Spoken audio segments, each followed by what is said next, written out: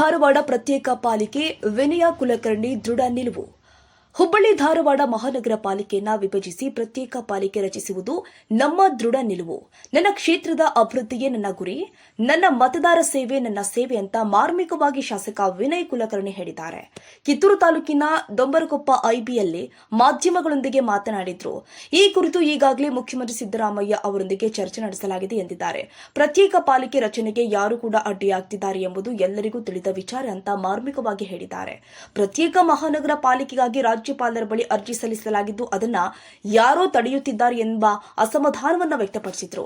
ರಾಜ್ಯದ ಉಪಚುನಾವಣೆಯ 2 ಕ್ಷೇತ್ರದಲ್ಲಿ ಕಾಂಗ್ರೆಸ್ ಅಭ್ಯರ್ಥಿಗಳು ಜಯ ಸಾಧಿಸಿರುವುದನ್ನು ಉಲ್ಲೇಖ ಮಾಡಿದ ಅವರು ತಾವು ಸಹ ಸ್ಟಾರ್ ಕ್ಯಾಂಪೇನರ್ ಆಗಿ ಮುಂದಿನ ಚುನಾವಣಾ ಕಾರ್ಯದಲ್ಲಿ ಭಾಗವಹಿಸುವುದಾಗಿ ಹೇಳಿದ್ದಾರೆ.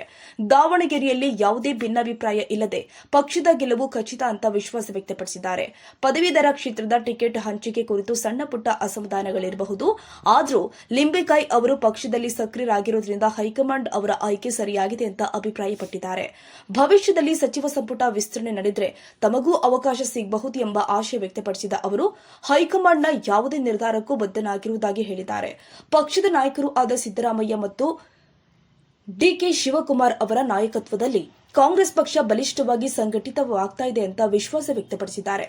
ಈ ಸಂದರ್ಭದಲ್ಲಿ ಪಕ್ಷದ ಮುಖಂಡರು ಹಾಗೂ ಕಾರ್ಯಕರ್ತರು ಅಪಾರ ಸಂಖ್ಯೆಯಲ್ಲಿ ಉಪಸ್ಥಿತರಿದ್ದರು.